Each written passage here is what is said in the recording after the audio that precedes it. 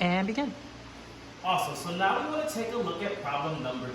Problem number 2 reads, which expression is equivalent to the phrase subtract 1 from 8 and then multiply by 3? I'm going to go back through this problem. I'm going to circle my numbers and box my key words. Circling my numbers 1 and 8, also 3.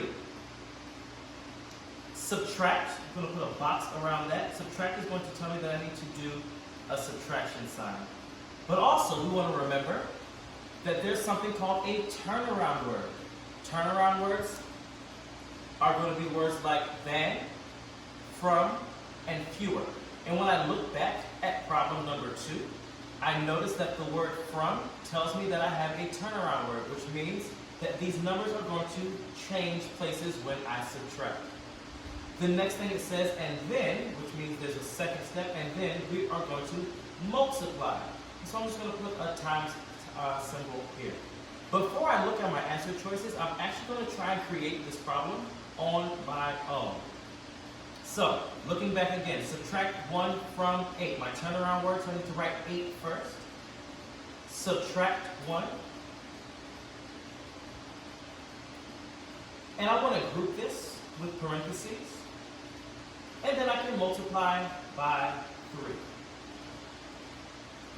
After I have done this, now I'm going to take a look at all of my answer choices. Looking at A, it has 1 minus 8 times 3.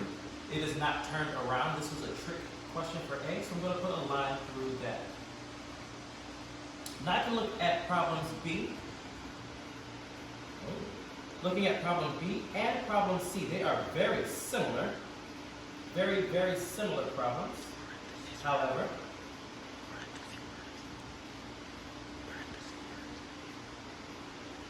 At the bottom, parentheses words on your chart.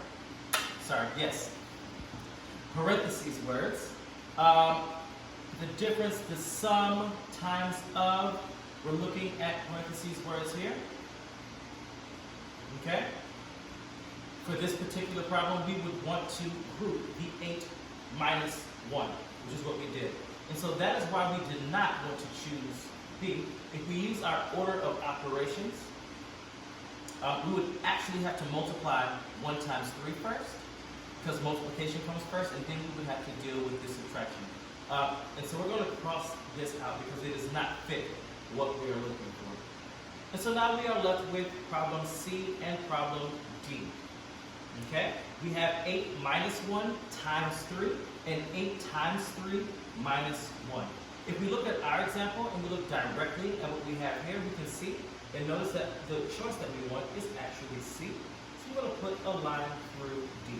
D does not work because there's a multiplication symbol between the 8 and the 3.